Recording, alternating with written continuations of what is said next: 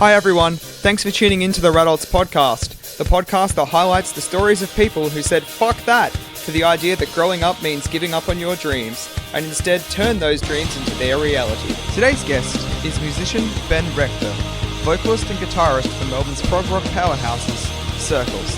Ben is a total Radult who not only crushes it on a global scale with Circles, but also works as a composer and producer, meaning he spends most of his waking hours completely immersed in music, giving him a unique and valuable perspective on both the creative and business aspects of the music industry. Here with Ben Rechter. Tell our listeners who you are and what do you do? I am a musician. I sing and play guitar in the band Circles and in another band called City Halls. And outside of that, I just do some production and composition and stuff. He just used the phrase that I absolutely hate on this podcast. Which is... He said just. He's diminishing all his own creative worth and well-being. Brenton hates the word just. I understand, actually, because when I write emails to people, I have to... just then it came out, and I couldn't edit it. But when I write emails, I put in some very kind of soft language, and I have to go back and go, no, just be assertive, man. Just be assertive, exactly. This is the thing you want, you're right to ask for it. Well, that's it. If you're asking for something, regardless of what it is, you have to sort of play it up and just show it for what it is, because you have to believe in what you're selling, and if you don't, exactly, why should anyone else? Yes, that's my favourite phrase. Exactly. So now, obviously, you are a musician first and foremost. He did say that. Yeah. So, what would you say were your musical influences? When I was a kid. My first musical influence was actually probably my older brother, because he played guitar. Cool. And I was like, that's sick. I want to do that. And he said, don't do that. Play bass instead. Okay. Okay, cool. I'll do that. Because he said, then we can play together. I was like, yeah, cool. That sounds plausible. But it was that. He was like, guitar's my thing, man. You do your own. But then when I was starting to get into it, there was a lot of it was the Southern Californian pop punk scene, so Blink and Newfound Glory, Strung Out, that kind of stuff. Got a bit older, got into a little bit of reggae and funk and stuff like that. Then got older again, got more into prog and metal. Carnival are always my dudes that I can't help loving, and there's it's so stereotypical for anyone that plays any kind of progressive music in Melbourne, especially, to be like, yeah, no, I love Carnival, but I can't help it. It's just what it is. Can you identify what it is about Carnival that made you go, that's my band. That's the band that I want to pursue that direction? I think it was when the second album, Sound Awake, came out, because the first album I loved. It was riffs and stuff. It was kind of cool. And then heaps of bands had already done the, journey of songs, and, prog had been established for ages. But that was the one that sort of spoke to me in the right way of, okay, you got some technical stuff, but it's still, to me at least, solid songwriting and good storytelling instead of just wank. Instead of wank. That's the sort of thing I want. I mean, you've sort of started touching on it in that subject. Wank. Yeah, wanking. What drew you to become a musician? I'm not entirely sure. Just I thought it was cool. I heard the bands I liked, and I want to be able to do that. I want to be able to play that song. Where I think a lot of people start with music, they're not thinking too far ahead, especially if they're kids. And I was 12. It's just, I love what that band is doing. I want to do that. Just in case I go to one of their shows and their bass player is sick or something, and they need someone in the crowd to. Anyone here know the songs? Yeah, man, I know how to play your live album back to front. So if we just do that, we should be fine. It was just being able to play the stuff that I loved listening to, and then on top of that, trying to emulate what they were doing by writing songs, and then realizing that I shouldn't just copy them. I should actually have some kind of identity of my own. You shouldn't copy them. You should just change the tiniest little part in the chord progression, and then reproduce it and say, it's mine. Well, I think the whole thing is just finding what about the chord progression hits you in the right way. Yeah. And then finding a way to incorporate it and mix it with someone else's thing that hits you the right way. Or just like play every song the same, but in drop B. Yeah, different tuning, man. Can't even tell the difference. Yeah. Could not. It's legit. It's wank. It's legit wank. So obviously there's an evolutionary process that has to happen with every musician when it comes to writing your own material. And I'm going to assume that the first songs you wrote sounded a lot like the artists that you were mimicking. And that at a certain point in time, you started to evolve into your own sound. Was there something about the style that you developed that you can pinpoint the moment where it became natural to you? I think what it was essentially when I'd hear a song that I loved, but a bit that I thought, that's not what I would have done. Yeah. Not that bit is bad or anything, but like, oh, if I was writing it, I would have done this. And so then I would go and do that. And you do that with enough kind of, enough songs in the one genre, and you develop your personality in that genre, but you do it with enough songs in general. And I think you can develop your own style of writing that's hopefully unique. I don't know if I have that yet to be totally unique, but I think that's just how it comes about. For me, anyway. Yeah, and I think that, like anything, if you're known for a genre or like a style of music, you have to find like the defining features that make your band stand out in that. You know, much like, for instance, I would say that bands like the Dead Letter Circus and Carnival, a new track could come out tomorrow and be vastly similar to everything else that they've done or like that's happening in prog music. Yep.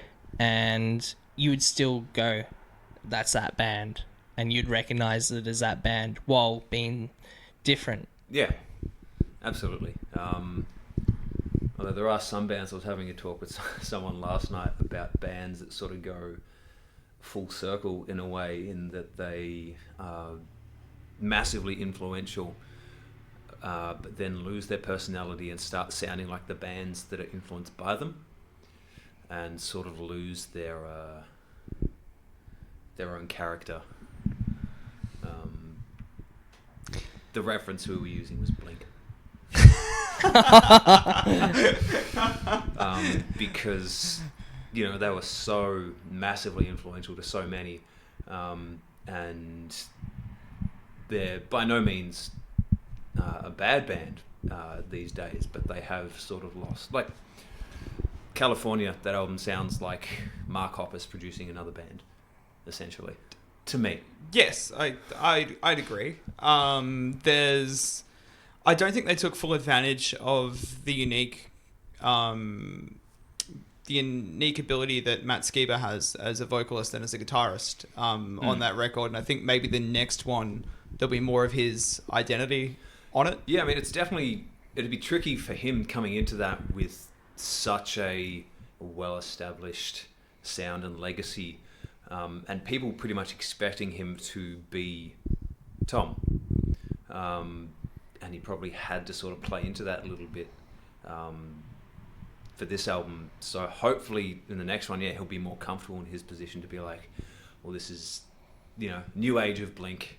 Let's do the Mark, Tom and Matt show, and it's that's funny. It's their thing. This is an interesting area to talk to a musician about, actually. So when there are lineup changes like that, and it is this massive band with a very distinct identity, Do you think that it would be a better move for that band, at least on a musical level, to have just started over with a different name? Oh, so that's a hard one. Yeah. It really just depends on, I think, the headspace of the band. So, North Lane, I think, are a good example of this. When they got Marcus, oh man, the amount of hate that dude specifically received. I mean, the band got a bit, absolutely, but a lot of it was directed towards him. But from what I understand, they were moving in that direction anyway, in that more the Node direction that they ended up being in. So whether or not Adrian was there, he might have written different lines or something like that. I think as long as the personality of the band is still there, it's cool. Obviously, it's hard because of a lot of people. They identify with the singer as that's the personality, and everyone else sort of gets pushed to the back, which sucks. But yeah, it's really tricky. I think it's got to be on a case by case basis. Like when I joined Circles, that was not a North Lane kind of event, but still they'd had an album and an EP with an established singer, and then I came in and wasn't that established singer, and the album I was on definitely sounds different, but that was already established before I joined. So I think it's hard because people don't see what goes on behind the scenes. There's some bands though that I reckon maybe once they get too far away from what they were, it might be worth being a different band. I thought you were uniquely positioned to answer the question, which is why I started engaging with it. As an artist, did you find it challenging walking into a band that already had that established identity? Was it a hard thing for you as a person? Yes. I was super nervous. When they asked me to be the singer, I made very sure that they weren't just asking me because I was already in the band and there. I was like, no, let's maybe have a look at all the options. I'll be part of the options, but let's look at who else is around. But what had happened was, before Perry left, everyone writes vocals and different parts and stuff. And essentially what happens is whoever writes a part lays it down for vocals. So some songs, there'd be 4 different singers on it in the demo stage because it'd be I wrote this part and he wrote this part and you sing your own parts. So I'd been writing a lot, and so a lot of the songs had my voice on it, so they had an idea of how it sounded. But it was tricky. The album was done about a year before it came out, and that whole year, I would listen to the songs and go, "Oh man, I don't know if I'm the right guy for this band." And then we started playing, and I was like, I still don't know if I'm the right guy for this band. But they all had faith in me, and I think at this point, I feel like I've eased into it and know what my place is in the band. I would still kind of like to go back and re-record that album with sort of the level of comfort that I have now. But yeah, it was definitely tricky, but the fact that everyone responded to it well, vast majority. I mean, there were definitely people out there that were like, they preferred Perry, and that's totally understandable. I don't have any issue with that. But most of the response was positive, so it was easier than I thought it would be in that respect. I was ready for some shit. And it's one of those things as well, in the age of the internet, it's so easy for negativity to come out because, well, they're sitting behind a computer. Yeah, man. That it's different what they say on the internet in the comments on YouTube or anything like that.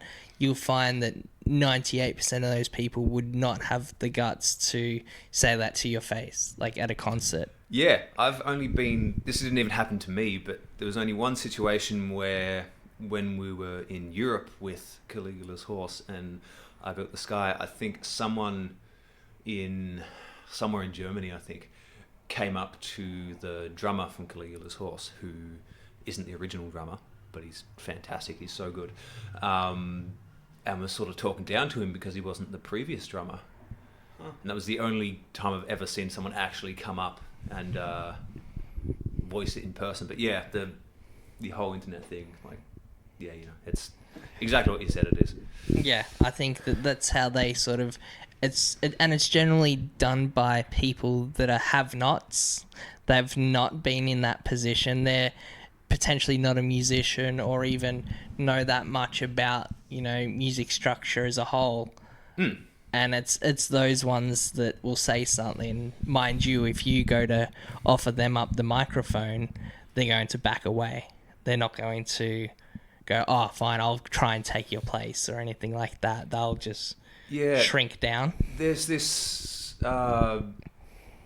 this thing that I find that people seem to think that, you know, if a band, let's say, changes members or comes out with something they don't like, that it diminishes what they've already done that fan does like. And it's like, no, man, that stuff's still there. You don't have to like the new stuff. That thing that you have grown attached to is always there for you. You don't have to be a dick, essentially. You don't have to be an arsehole to be an artist. Yeah. Yeah, quit with that wank. It's all But wank, that's man. it. I mean, I would consider myself a huge Slipknot fan. You know, up until Volume 3, like Yep. Subliminal Verses. It's a good record. That's a great album, man. Whereas I find that the two albums after that aren't up there. They sound more like a Stone Sour record, or they're a little bit more softer. And There were it's definitely a few songs in there I thought would be Stone Sour. So Like, would be at home. it's there. like, it's not that they're bad albums, because obviously that's subjective, but I was like, that doesn't sound like the Slipknot that I like. And then there's also the thing of the age you are when you first find, let's say, Slipknot, and they're part of your development. So when you're in your teens and figuring out who you are, and those Slipknot albums are there, and then you get older and it's like, it's a slightly different sound. That's not what I grew up with. Yeah. So, but it's like, it's the same thing. It's like, yeah, they're not bad albums. They're just, I think maybe the good way to say it is they're not the albums for me. Yeah, and that you don't necessarily associate those albums with that band, even though they're that band. Yeah. You know, I can't expect Killswitch Engage to just keep releasing albums that sound like the end of Heartache, even though like it's an amazing record. It's like, well, no, they've got to go somewhere from here. Not every band is Slayer. No, not every band is Slayer. And Yeah. I don't think it'd be a good thing if every band was Slayer. No, absolutely. It'd make for a boring musical landscape. Yeah, man. The two instances of this that stand out to me the most in Australian music anyway are what happened with Silverchair in the late 90s going into the early 2000s. And then what's happened with Parkway Drive in recent years. Yep. Where the artists have made what is quite clearly a concerted effort to progress or evolve their musical sound. Yep. Because that's what they felt they needed to do and what they wanted to do. And it's coming from a very organic place. But still the internet, or in the case of the 90s with Silverchair, the press, Yeah. have just let them have it for daring to be themselves. Especially someone like Silverchair who got their start so damn young. It's the same thing as what I was saying about growing up with the music. You are growing up while you're producing that music, and I think very few people are, you know, who they are at 25, the same person they are at 25 that they were at 15. Like 15, yeah. Yeah, Daniel Johns would have changed so much in those years, and I think he was just doing what felt natural. He was writing the music that he felt like writing. Same with Parkway. You know, they're probably just writing what they want to write, what they feel like writing, and yeah, not everyone digs it. Not everyone dug when Silverchair changed. I definitely didn't. That's pulling it politely. Yeah, I can't say I dig what Daniel Johns is doing now. I definitely don't. It's anti-music. Yeah, I'm not a huge Dreams fan, although I did like his solo Me album. too. Talk is wicked. Yep, I thought that was sick. But it's so different from early Silverchair, and it's just sort of he's just doing what he wants to do. I saw him play the Vivid live shows in Sydney on the Talk record, and that was amazing. Mm-hmm. Like an incredible thing to see, and I kind of wish that naysayers had that opportunity to see what he's actually like in a live environment still. Yeah. When he's using his instrument. Mm-hmm. It's sort of an interesting thing that's everyone's reaction to change. Yeah. And managing that change as an artist is incredibly important and something that you can probably relate to, having been in many bands yourself.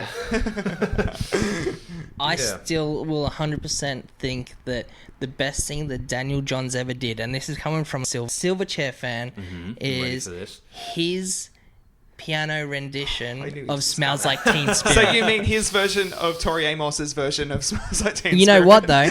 It was better than Tori Amos's version, and actually better than Nirvana's version. Right.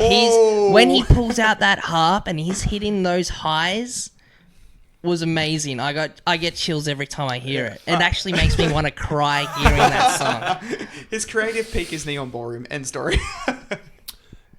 Yeah, man, I'd probably agree with you there. Not that has anything to do with Circles. But No, but that is a fantastic album. Yeah.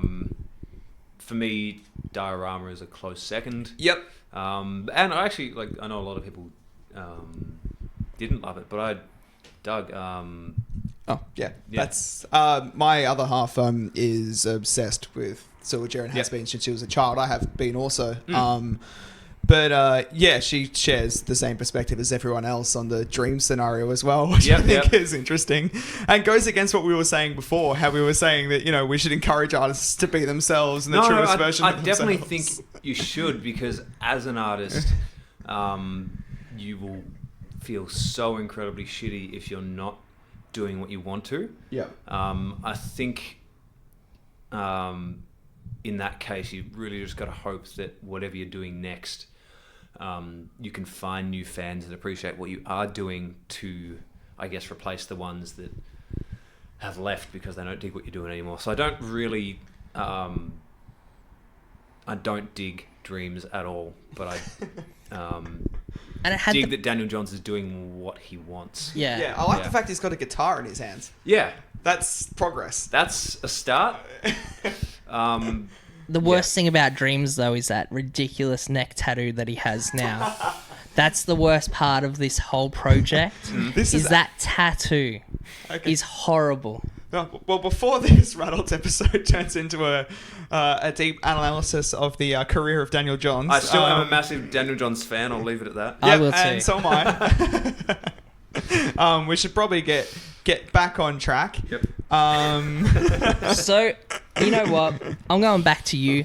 Yeah. Because this is about you. You've been in bands the whole time It's about I've Daniel known Johns. you.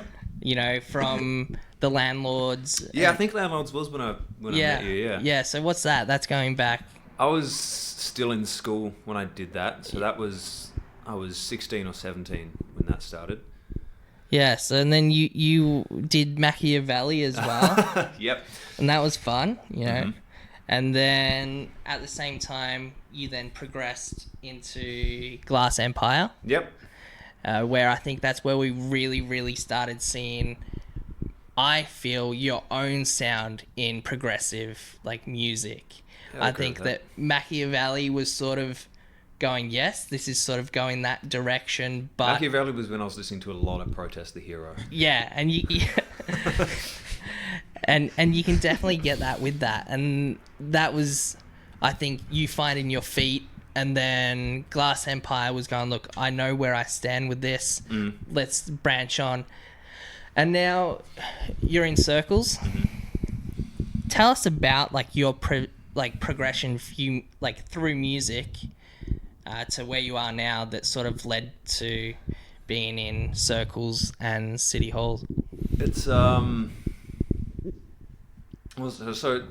I'll start with Landlords. That was a school band. That was something that was put together in the classroom for group music, and then we all dug each other and got along, and it was like a funk reggae band. And we could get together and write 3 songs in a day, and it was awesome. And I was playing bass in that band and doing backing vocals. And then that broke up because everyone just wanted to do their separate thing. I didn't. I really liked that really band. wanted to do that? You wanted to be a landlord forever? Yeah, but everyone else was like doing different things. So I was like, okay, I guess this isn't a band anymore. And then I started Glass Empire with Damo. And that was where we... that was like formed out of Machiavelli, which was pretty short-lived. You did play with the Getaway Plan and House vs Hurricane. Yeah, we did. I remember that. Good old Fringe Fest. Yeah. I was at that show. Oh, right. It's really weird looking back at some of the old posters of when I was in just little bands, and like we played with Northlane at some point in Cranbourne. They headlined one of those Battle of the Bands, and we were there.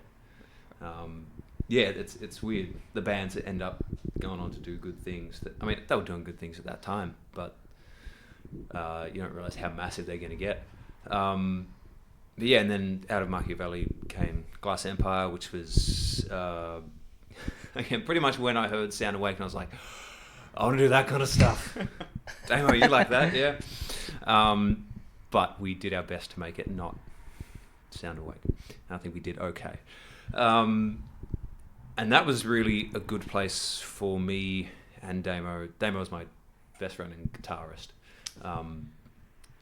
To figure out who we were as musicians, because that was when we're like, okay, we're sort of a prog band, so that means we can do what we want. We can take the song where we want it to go. We can use whatever... We didn't go too deep, but we can use whatever time signatures we want. We can do whatever tuning we want. So that gave us a lot of room to explore.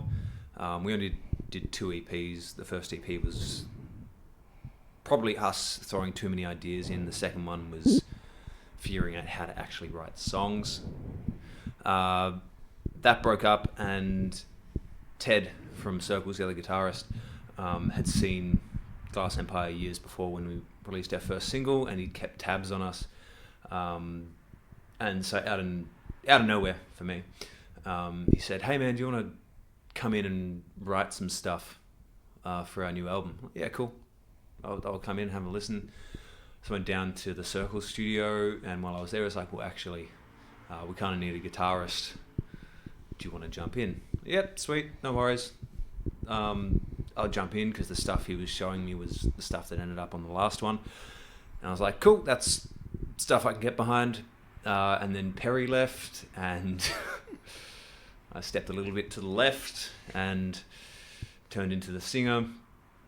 And luckily when that happened, there was Drew, the bassist, who can handle all the screams, because I can't scream for shit anymore. And Ted, the guitarist, can also sing, so everything was well covered and supported.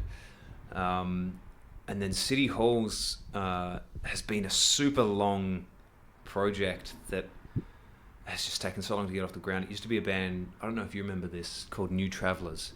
Yeah, I remember that. Ages ago, man. That was born out of a band called the Aura Cura. With Nick Fleming and... Yeah, Nick Fleming and Michael Dockery and all Yep. that, and Kieran Rafferty. And then that became New Travellers, and then various people left, and I accidentally again became the singer.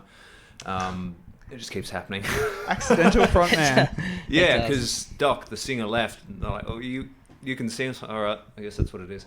And so then we played one show with a bunch of songs that we'd written in October 2017, and then afterwards started writing songs that were totally different. I'm like, okay, cool, so scrap all that, now we've got to write this stuff. And so that should, by the time this comes out, that should exist in the world. And it's crazy. Like this is why Freezer should continue to exist. Absolutely, I agree, man. Is Completely. like I know you through Freezer. Same with Mihao and Damo. Yep. You know, they were both members of various bands that you've been in. That I met through Freezer. I think I actually met you. They introduced me to you, and later on we judged Battle of the Bands together and all that. But then also, it's funny how music scenes in regions work as well, because Nick from that sort of thing, I went to school with him. Yep. And those bands I went to school with, like members from My Own Enemy, and so all these bands that I went to school with or grew up with playing shows at the Castle, at Cranny Hall, Narre Warren Learning Centre, and then out Seaford Way, and that was considered a trip for Hey, that's my home. but that's The how trip for us Narry kids. I mean, we're the southeast suburbs, where so it's weird to see how that goes, but also the progression that you're doing with doing city halls isn't something that's generally something new for bands. I mean, one of the biggest things that I would say is there was a band called Oceana, like going back, one of the rise metal bands, like where they were doing like just what I would call straight up melodic metalcore. Like the dude could sing, was an amazing singer. His screaming was all right, but and the music was good, but nothing new. And then they literally turned around and was like, we don't want to do this anymore. We don't give a fuck about metal. So then they go and form a new band, all the same members, called Polienzo, which is like a jazz fusion band. Sounds nothing like it. Like Brennan, the lead singer, also plays trumpet on on the albums. And it's just some really chill, almost lounge music. And they went from being on Rise Records doing metalcore. So I mean, like, it happens. Are they as popular? No. Would they have been as popular if this band was then? Probably not, but they're doing what they love. So they still tour and they do, gigs and stuff, and they make a living from it. But they're not as big, but they're willing to make that sacrifice to do what they want to do. Absolutely, man. Like, I think it's just a personal thing for everyone. There are some people that can get up on stage and play music they do not give a shit about. And it's a job, and there's nothing wrong with that at all. They're doing their work. They get up and play music and make money from it, and that's fucking awesome. It's amazing. So no disrespect to them whatsoever. And then there's other people that can't do that. They want to be up there doing something that they are emotionally invested in and that they're passionate about, even if it makes them less money, or in the case of most bands, especially most Australian bands, no money, or negative money. It's always negative, isn't it? Touring's expensive, man. I always thought Break Even was the most perfect choice of band name. Right. It's like it's everyone's goal in a band name. It's like their motto. And not only that, but then Break Even do a split with the band Something More. And it's kind of like, well, and then they go and do that split and release it, and it's called Break Something Even More. And I'm just thinking that just encapsulates Australian music. At the time that Break Even were considered a big band in Australia, was also the time that they were like, we're going to call it quits. And who knows where they would have went. But it's hard to know. It's like the outside perception of what and I'm sure you guys understand this, of what a big band is and how they're perceived to be making it. Like there's a lot of people talking about it now, which is great, but one of the more recent ones was CJ from Thy Art. Every time someone sort of quits a band or a band breaks up because they're not making money because touring's so fucking expensive, there's they'll speak out about how little they were paid, if at all, and people still seem to be surprised every time it happens. So there's like a canyon of perception between how a band looks like they're doing and how they're actually doing to people that aren't in the industry through no fault of their own. But yeah, especially in Australia, a band that seems to be doing, man, they must be killing it. They must be like living off music. I think breaking even essentially is the dream, and it's probably surprising to most people not involved in the industry how difficult and relatively rare it is, especially doing hardcore or metal or prog. Do you think it's important to have a good team around you with knowing that? In the sense that a lot of bands have managers. I'm not sure if you have a management firm, but a lot of bands have a manager, a booking agent. Yep. And those people obviously have to get paid at some point from what you're doing in order to make their effort worthwhile. But they're like a band manager is essentially there to manage your expectations at the same amount of time as leverage opportunities for you. Yeah. Do you find that having that team and having the right people around you is important to enable you to do your art properly? Yeah, absolutely. Again, it's a case-by-case basis, but it depends on what the members of the band essentially are capable of themselves. So Circles has a great team. We have a fantastic manager and booking agent that work really well with us, that they're just better at their jobs than we would be. Yeah, that's essentially what it comes down to. And they earn the money that they're paid. But there are a bunch of bands that, they might have someone that's good enough at managing within the band that they don't need a manager, or someone that can handle, I think like the Prom Queen, like the guitarist was their booker, so they didn't need an external agent. They could do it themselves. I think I'm a big fan of being as independent as you reasonably can be, and then having a team fill in the parts that you can't do.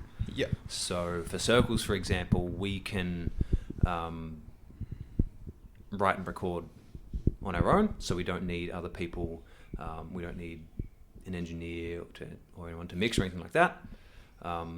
Same with City Halls, we do all that independently, but then it becomes important to get a team for those areas that you are shit at, essentially. You are freeing up a significant amount of your budget by being able to handle the recording and production aspects yourselves, which I know a lot of bands aren't in the position to be able to do that, but that probably makes it easier for you to be okay with bringing in the other elements of the team, because there's not as much of a drain on your finance to make it work. So I would say that would probably be something that I would encourage people to do if they're getting involved in bands just starting out, is to learn about every other element of what you do to the extent that you can, so as to make your life easier when it comes to exactly, man. One, being able to get things done, but two, being able to afford to get things done. Yeah. So, a really simple way is if no one has skills, assign everyone a skill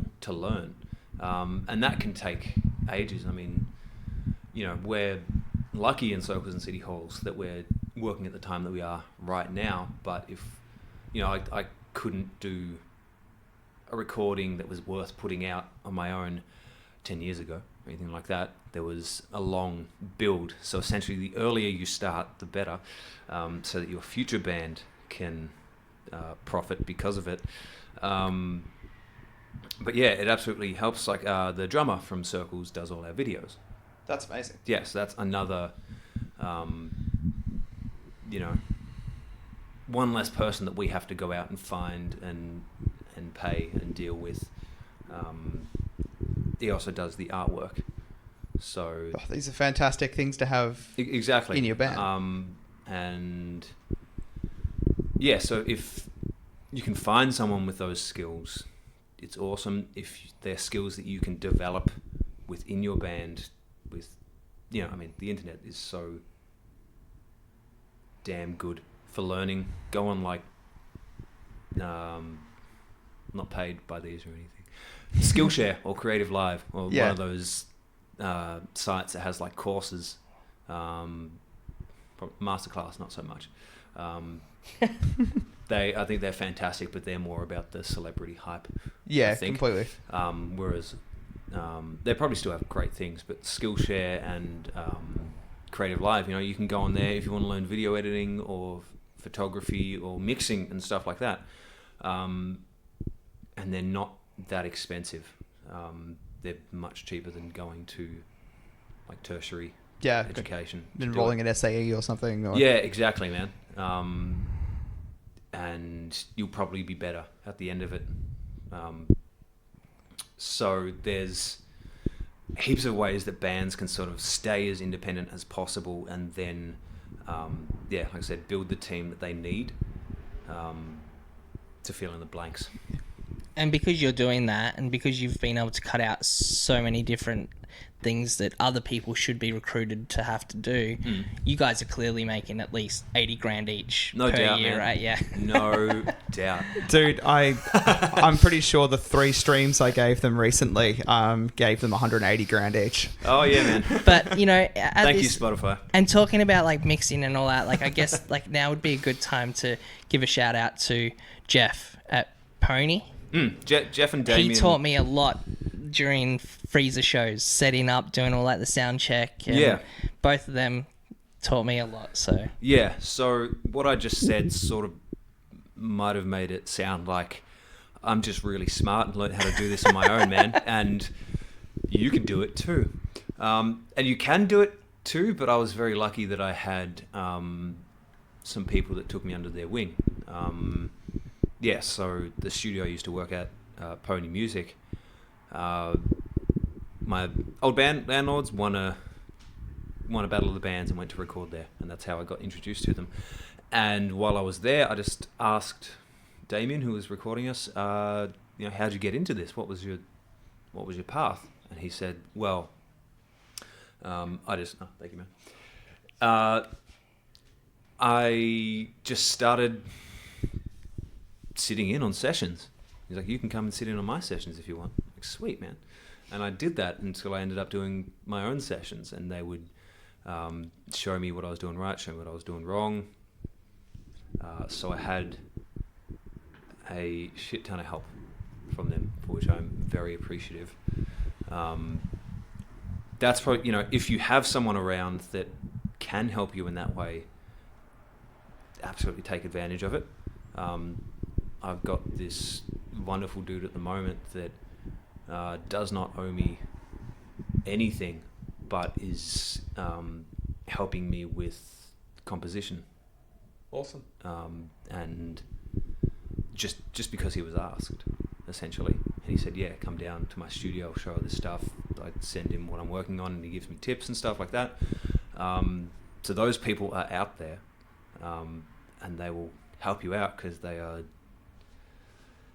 good fuckers. There you go. We found our need for the explicit button again. Thank you. I think I had to press it as soon as he said wank too. No, wank isn't explicit. Damn, sorry. It's actually a sound effect. It's okay. It's a goal for us every episode, so it's fine. It seems to happen organically. If you let me know, man, I could have. Yeah. I could have hit it from the start. You could have recited that Blink-182 song. Yep. Yeah. I covered Mark Tom Travis show live Awesome. once, and we did that, and it was so good. I am not usually one to drop the C-bomb. So Yes, it was so like that it was a fun moment. Well, I think dropping the C-bomb's a good chance for us to take a little bit of a break, which we call a rad break on this show. A rad break is a small segment where we ask you a question and you give us an honest, unfiltered answer. They're usually quite fun and informal. Okay. Your one is a little bit in depth, though. Okay. And could take you forever to answer or could take you 1 minute to answer. I'll try not to take too long. So the question for you is, if you could create a dream band, consisting of any members from any band throughout history, who would be in it?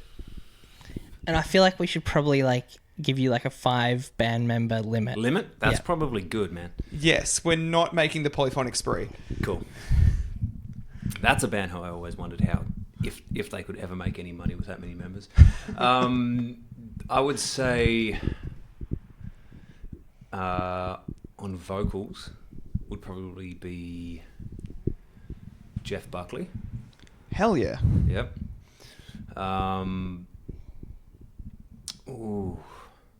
Drums, I think I would probably go Jimmy Chamberlain. Cool. I don't know what this band is going to sound like, by the way. Wow. Pretty so far. Yeah. Quite pretty. Pretty. Because Jimmy was the first drummer that I really noticed as being like, you could hear his passion through the album on drums. I'm sure there were many before him, but he's just the one that sort of hit me. Matt Bellamy on guitar. Oh, you've got an additional synth player essentially out of that choice as Pretty well. much, yeah. And a pianist and a composer. Yeah, exactly. So he's pretty versatile. So this is now pretty much an 8-member band. Has this does that consider cheating? No. Matt Bellamy is a cheat code. Shut up. Yeah, but one instrument at a time. On bass, who would I go for? That'd probably be Pino Palladino. You know Wicked. him? Yeah. This is a very disjointed band in style, but Pino, I feel, is good enough that he could make it work, man. He could slip in there and it would fit. And I got one more. Do you put yourself in this band? I'll jump in, actually. Yeah. Yeah, actually. I'll jump in on, like, shit, man. If they just need me to be the backing vocals, just to do some oohs and ahs, I'll do it. Power triangle. Yep. Or Cowbell. if they just need some guitar to, I mean, Jeff can play guitar as well.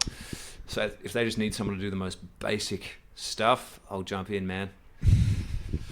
I like that band, actually. Yeah. So when can we expect the first record? Well, let me give Jeff a call. Yeah. Just see when he's coming back to life. yeah. Nah, sorry, I heard that he's at the pools at the moment. Yeah. Swimming. Hey, ghosts. They're nature's holograms. Maybe.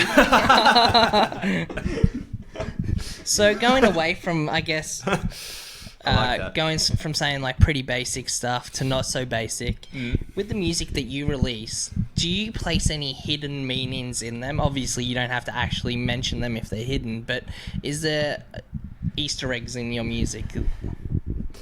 At this stage, I don't think so. The only one I'd really consider an Easter egg of any kind is that in one Circle song,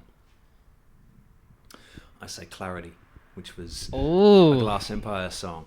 And I remember when I wrote that line, I just wrote it because it worked. It made sense. And I did it, and I sung it for Ted, and he was like, ooh,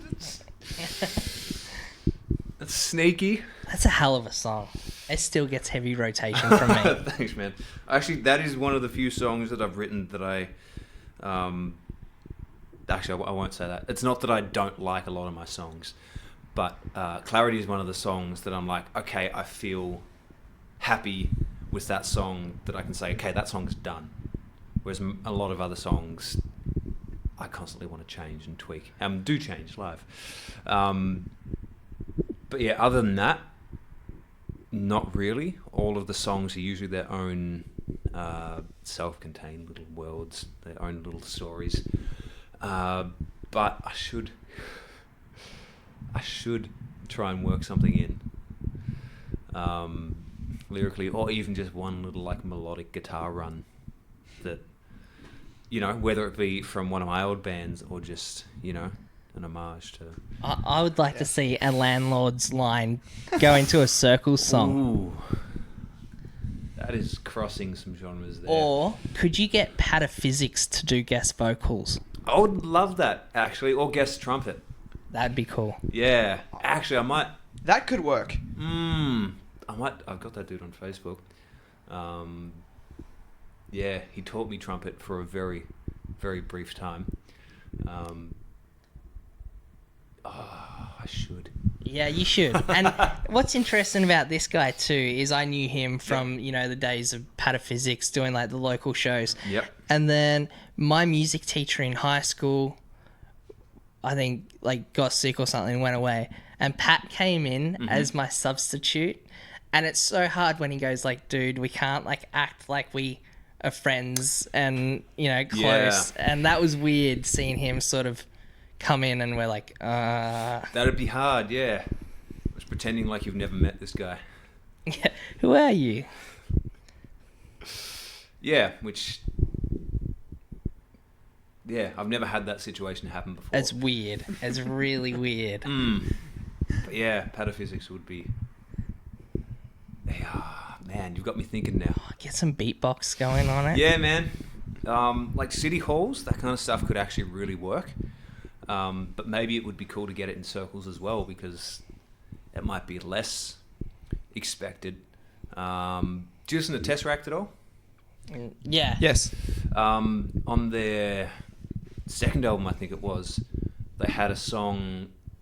The whole song was just like a sax solo, and it was one of the best parts of the album for me. Just a pretty cool, you know, gadank kind of riff, and this mad sax solo that you just didn't see coming. So maybe if we can get Pat to be the sax on the trumpet, it could work. That'd be really cool. Trumpet sax. Trumpet sax. Pat, can you do that? It's a new genre. Now, we sort of already touched on this earlier, but if someone was in your position and had been in like a band in high school and had then drifted into another band and wanted to really go for it for the first time ever, what advice would you have for them doing so?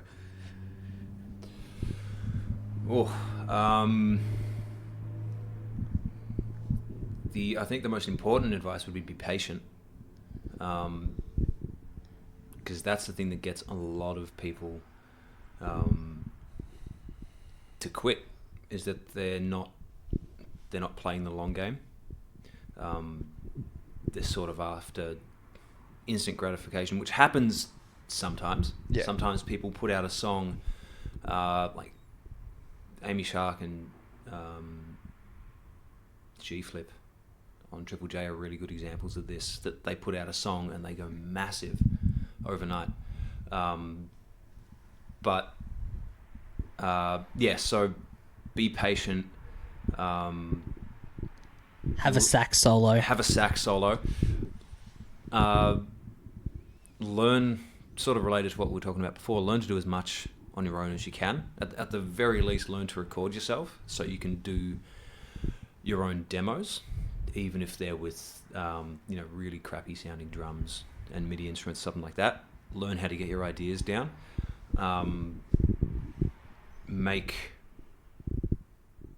This is something a lot of people don't do that I think they should, is that they have an instrument that they practice, but they don't practice songwriting. Yeah, it's valid. So practice songwriting, if that's what you want to do, as much as you practice your instrument.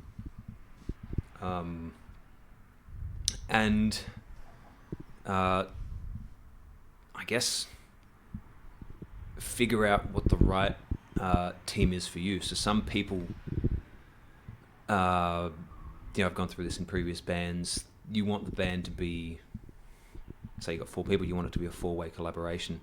That's not going to happen in every band. Some people are going to put in more. Some people just aren't. They might not be songwriters, something like that. Again, through no fault of their own. Understand what your place is and what everyone else's place is in whatever you're doing. If that means you're essentially the solo person and you have other people play for you, cool. Work that way. Work with how it is instead of how you want it to be. Because unless those other people decide for themselves to be more involved, they're going to resent you. Trying to make them more involved, and they might quit. Then it'll be down a member. And then just go to shows, talk to people, meet people, Yeah. make friends. Essentially, like most of the people that we play with, they're sick bands, but we like touring with them because we like them as people. They're friends, and if it was the choice between, you know, maybe a better band in some way, but they were dicks, we're not going to tour with them. We're going to tour with our friends. So just be someone that people want to be around, essentially. In saying that, though, I would love to see you tour with Dillinger again, but here. I would love to tour with Dillinger. So yeah, I missed.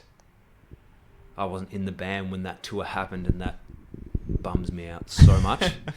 I've been really lucky to tour with some bands that I love, like, you know, Periphery and that Dead Letter tour we did. That was sick. And Tesseract. And they're all such awesome bands. Dillinger's just such a totally different experience. It's hard, isn't it? It's one of those things that, like, and people can argue this, and I understand, but I feel like you haven't seen a live music performance until you've seen Greg on stage. Like, it's just an experience unlike anything else, and I don't feel like I've seen a frontman be that energetic and not tarnish his vocals while being that energetic. Yeah. That's one fit dude. He is a fit dude. He is a beast of a vocalist. But the thing they have is they do not give a shit if they bleed or break any part of themselves. They're all about the experience. They are probably as punk as a band can be these days, or they were.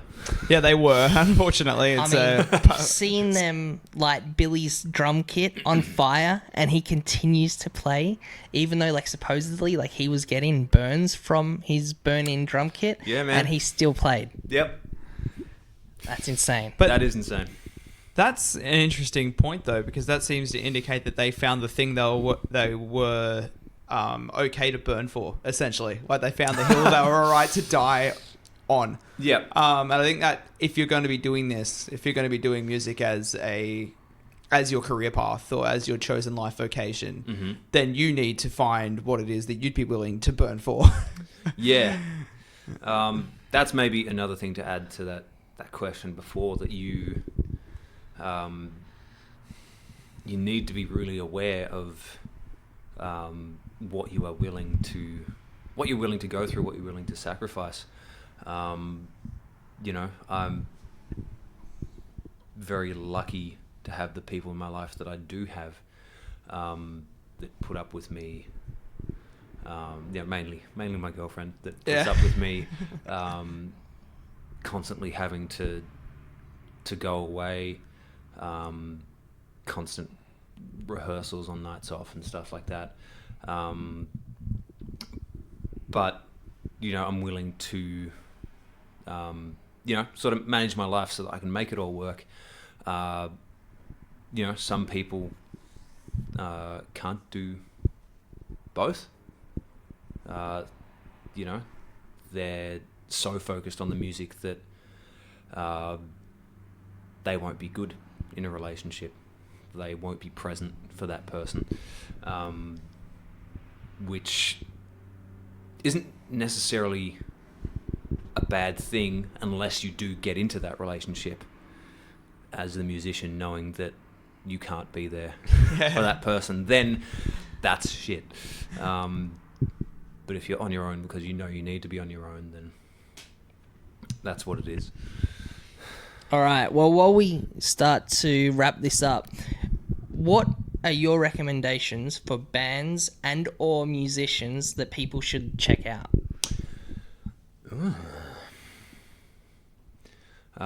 Actually, a band I really like to recommend to everyone that most people don't expect is this band called the Siren Tower from Perth.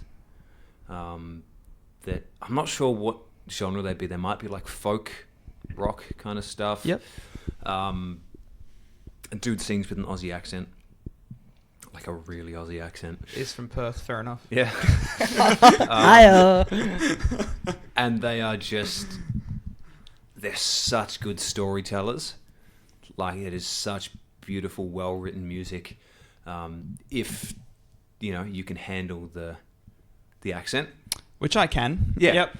I'm cool with it. I love it. Some people hear it and go, nah, that's not happening, man. I'm actually surprised that you didn't start with Mute Math. Oh, and so Mute Math would be the next one, because I absolutely love those dudes. They're a band that have always sort of done what they wanted. And again, possibly to their commercial detriment, in that some of their songs become jams in the middle, and so they end up like being 7 minutes long. And they're all cool parts, but they do that just because they want to, man. It's what they want to do. But they are a sick band. This is probably a band most people know anyway, but Architects, purely for the passion that comes through their music, that I think isn't as present in a lot of other, would you call them metalcore, I guess? Yeah, I'd call them metalcore. Yeah, Yeah, or cool. progressive metalcore. I don't know. Yeah, whatever they are, the bands that sound like them, I think they're all pretty good at what they do. But Architects just, for me, has this emotional edge. Yeah, there's definitely an emotional intensity that's greater than a lot of the other bands, and I actually find that's true of a lot of the British or UK metalcore bands. Yeah, right. In comparison to their American equivalents, and I think it just has more to do with cultural conditioning and expectations than anything else. Yeah. And also they lived through some shit, haven't they? So Well, yeah, and that's the thing. That's one of the really cool things to see about them, is that since Tom died, they've just, the support they've gotten is ridiculous. Like, it showed just how important he was. Man, I watched their like mini documentary the other day, Holy Ghost. Yeah. Oh man. And when they're doing Gone with the Wind and Sam starts crying on stage, it's like, shit, that's hard, man. That's really getting me. Shit. But yeah, there's there, and so many other bands do this, and I'm not taking anything away from them, but they're essentially riding through their heartache, especially Dan. I hope I said. You did say Tom. Yeah. Cool. All right, good. Yeah, so Dan essentially riding through that mourning and getting it out, and so many people are taking that journey with them, that, Architects is important to, and that's sort of elevated them to this different level. But I think, I still always thought they were honest and passionate even before he died. Yeah. Yeah. And I Yeah. think I knew that this was going to be a difficult listen, not obviously due to quality, but like emotionally. And I don't think I got through that opening track without a lump in my throat. Like, I knew that it was going to be a hard listen. Yeah. And it was. It really was. But I think that, understandably, probably their most relatable record for a lot of people. Yeah. I think everyone's lost a loved one. So, yeah, it sort of hits home, and that was a good album. Yeah, exactly. So like I heard Gone with the Wind, and I was like, okay, that's a passionate song anyway. And then he died, and I listened to it again, and I was like, oh shit, man, that's heavy. That's really heavy. Have you heard the acoustic version of that done by the guy from the Excerpts? No. It's amazing. Okay. So they're close personal friends. And the version of Gone with the Wind is incredible and really touches on the emotional intensity that's being conveyed through the lyric and the melody, because it's stripped back. And it just, all that did to me was prove just how genuine, authentic, and well written that song was. That it survives in that sparse arrangement. And I wonder if that's something that they might end up doing. Can you imagine? Oh wow, what a candidate for an unplugged record! Architects Unplugged. Sadly, I don't think we would see it. Yeah, but I don't know, man. Like, I would love to see that. Didn't they put out like a piano version? Yeah. Of, was it Gone with the Wind? Yeah, or was Gone it with the Wind as Doomsday? well. Yeah, okay, yep, cool. But what an idea! That's a topic for a rad break further down the road. What band do you want to see do the unplugged thing? I think that they could have done it, and maybe would have done it had Tom still been in the band. Yep. Because I feel like definitely like a lot of it was Tom's passion project. Like I think this band was Tom's almost more than anyone else's in the band. But in saying that, a really good rendition that I heard was done by a YouTube artist, Christina Rotondo. She does like a lot of like covers of various songs from Bring Me the Horizon to like Sleeping with Silence, and did this song. And hearing like, you know, like that sort of thing with like clean vocals throughout, and hearing these lyrics clearly and sung in a different way, it was good. It was good to hear it, and it was probably not as heartfelt because you don't have the same members as in the band who have gone through that. But yeah, it was still touching, so worth a listen. Absolutely.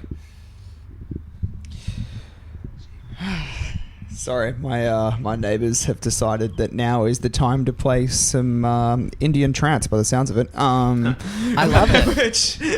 Oh no, this is the new Mammal album. Anyway, so we've kind of already done his tips for being a adult, which is good. Well, then feel free to skip to the end. So we might skip through to the end on this one. Okay. So did you have anything else that you'd like to tell people where they can find Circles, for example, on all the social media streams?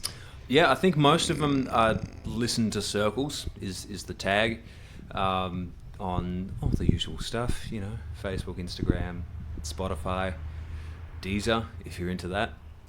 South America is. Yeah? Yeah, I've heard that. Yeah. It was weird. When we were in Europe, a lot of people would come up and say, I found you on Deezer. I'm like, cool, I didn't know we're on Deezer, but sick. Thanks, man.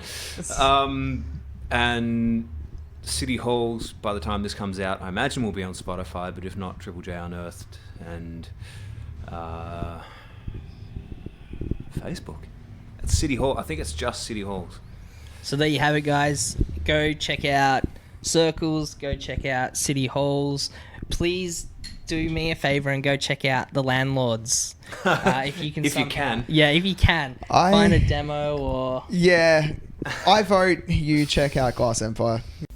And that brings to an end another episode of the Radults podcast. We hope you've enjoyed your time with us today and that you've left the episode feeling even more inspired to turn your own creative dreams into reality.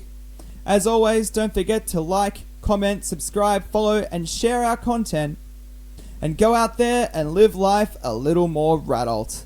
Have a rad day.